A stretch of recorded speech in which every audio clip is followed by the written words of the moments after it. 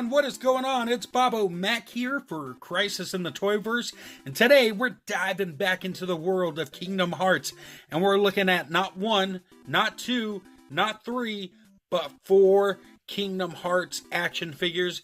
And you may be asking yourself, how many waves does this cover? This is part of Wave 2, but only one part of the figure package. That's right, you get 4 figures for the price of, well, 1, I guess. So, yeah. So, of course, we're looking at Pete, we're looking at Chip and Dale, and we're looking at the Soldier, all from the Kingdom Hearts series being done by Diamond Select Toys.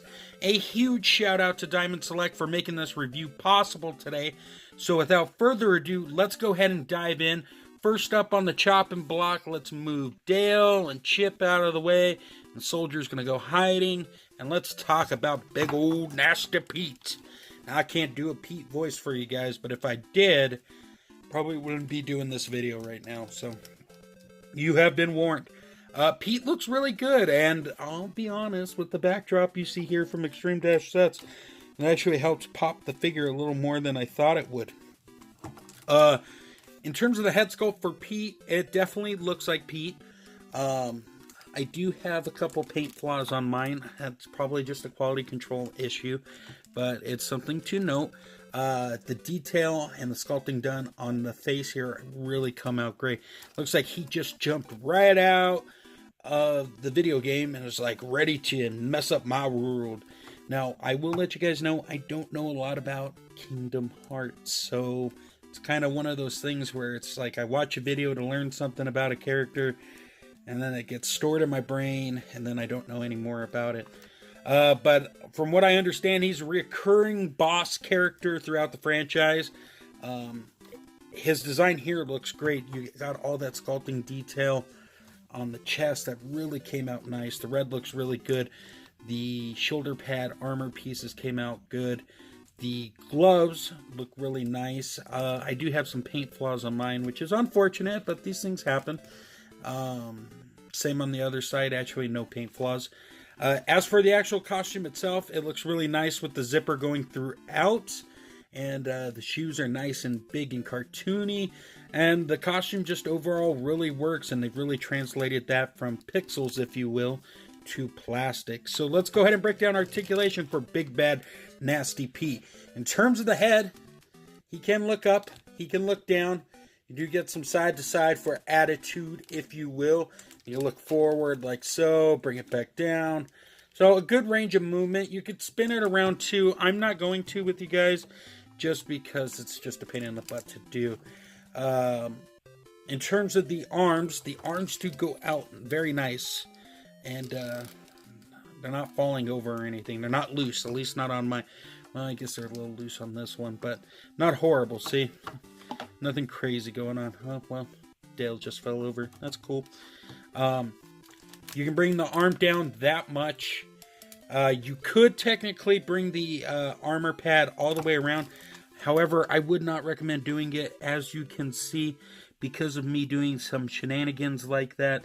I've got some chipping on mine, which is unfortunate. But if you wanted to move it around, you definitely could.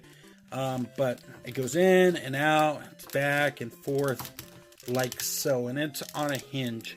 Now, in terms of the arm, we got a bend at the elbow.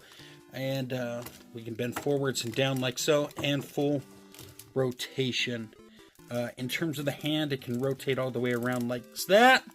No articulation in the body itself, which is a bit unfortunate. It's something I would have liked to have seen, but it's sadly not there. Definitely would have preferred some side-to-side action for big old chunky Petey here. And if anybody thinks I'm fat shaming, I'm not, because I'm a big old chunky boy too. In terms of the legs, though, the legs go forward that much. They do go back. They're on a hinge and swivel too, so you do get your rotation like this. So, he can kick forward. He can go back about like that. But you do get some side-to-side rocking. So that's always nice. So that pretty much does it for Pete. Now, as far as the Soldier here, we've seen this packed with Sora. And you'll see this guy pop up a couple more times. But we'll break it down real quick. Full rotation at the neck. And that's it. And then just rotation at the arms, nothing in the feet or anything. But nice detail. I mean, you got some nice sculpting and paint job work being done there. So that's always nice, right? Definitely digging that. And now to the main event for many people. We got Dale and Chip. They got some nice detail, especially on the apron, even with the Mickey Mouse branding all throughout to let you know that the mouse is always watching. But these actually came out really good too. Very cartoony looking, very reminiscent of how they used to look, minus the aprons and the gloves and whatnot. Even good detail on the tails. So let me just zoom that in for a little bit so you guys can see it a little bit more. See what I'm talking about? Cool detail. Looking very nice. No complaints whatsoever.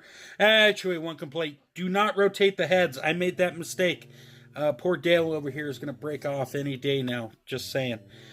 So, as far as accessories, you're looking at Chip and Dale, who just fell over, and the Soldier as accessories to Pete. Like I said at the beginning of the video, this is a 4-figure pack. So, Diamond Select is trying to give you as much bang for your buck as possible with even more characters than what we normally see with just like Sora and Goofy and Donald and Mickey. So as far as a size comparison, the nice thing about having 4 figures in one package is you're going to have a nice variety of character sizes. And as you can see with this Diamond Select set, we got Big Pete standing big and tall. We got Chip and Dale, we're really small. I didn't mean for that to rhyme, but it actually worked out quite nice. And in the middle, of course, being a party pooper, is, of course, the Soldier there. So as you can see, a lot of different stuff you can do with these guys. I know that as you go down from the figure, the articulation does go down a bit for each one, but I don't need super dynamic Chip and Dale figures. Other companies have given that to us already. What I have here as static figures work fine. The Soldier, you got some mobility out of it. It works well enough. And Pete, he's a big guy. He doesn't need to have those kung fu action poses, but you can at least move him around somewhat. So overall, do I think it's worth it? Well, that depends on what you're buying these for. If they're going to be on the shelf, they're going to look great. If you're taking them out for toy photography, they're going to be fun to take pictures of. And if you're a fan of Kingdom Hearts Select figures, obviously you've already bought them. So that pretty much covers the full review, guys. Pick them up if you can, and if not, give them to a friend. Always share the love with the toy. So that pretty much does it for the review, everyone. I want to thank you for taking time to take a moment out of your day to see what's going on over here. Really do appreciate that, so thank you. You know, I have a whole bunch of sponsors to plug that help make this show possible. For all things geekery, head over to undercovercapes.com. Also, check out extreme-sets.com. The pop-up that I bought here, I purchased over there. I think that one's sold out, but they got other stuff going on over there too. So go check them out. And on Instagram, go throw a follow at Toy Lover Crew. Guys, thank you so much. Slideshow at the end. Take care. And until next time, great googly moogly.